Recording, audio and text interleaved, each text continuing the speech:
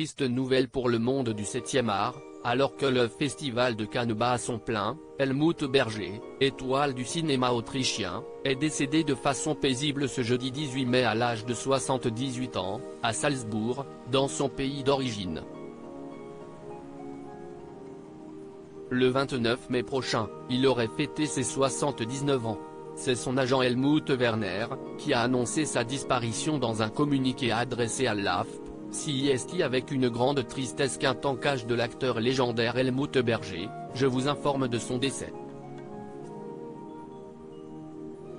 Il aurait poussé son dernier soupir aux alentours de 4 heures du matin.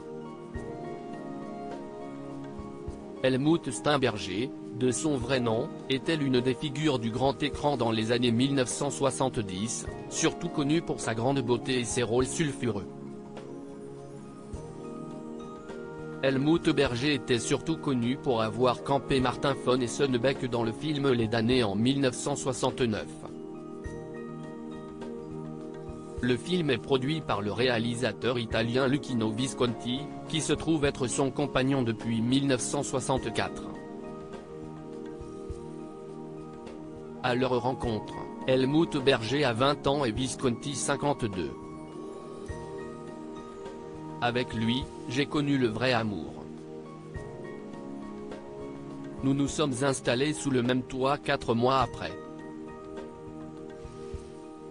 Il a fait mon éducation et m'a présenté une foule de gens célèbres comme Grace Kelly, Dali, La Callas. Notre histoire a duré 12 ans, confiait-il dans les pages de gala en mars 2015. La star autrichienne avait également marqué les esprits en Louis de Bavière aux côtés de Romy Schneider, qui jouait Sissi, dans Ludwig, le crépuscule des dieux en 1973. Habitué aux personnages aristocratiques, il tourne sous la direction Vittoria De Sica dans Le Jardin des Finzi Contini en 1970 et sous celle de Massimo Dallamano dans Le Dépravé, en Dorian Gray très convaincant.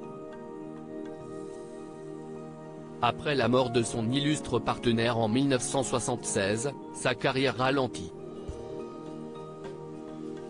J'étais sa veuve à 32 ans, confie-t-il, meurtri, des années plus tard dans le magazine Elle.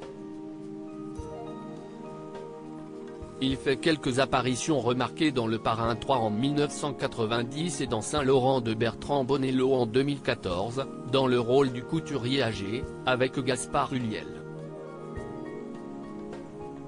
Entre drogue et scandale, Helmut Berger défrayait la chronique. Là où Helmut Berger fait surtout l'actualité, c'est dans les pages des magazines People. Drogue, tentative de suicide, scandale, liaison sulfureuse. L'ancien bellâtre devient l'ombre de lui-même. Ses déboires, il les relate dans son autobiographie, sortie en 1998, intitulée Moi.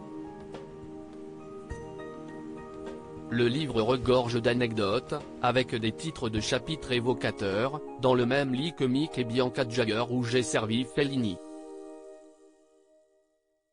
Pour la réédition de son livre, il avait évoqué dans nos colonnes sa brouille avec Alain Delon, lui qui se méfiait de sa proximité avec Visconti. Luchino n'a jamais évoqué Delon avec moi, malgré mes interrogations.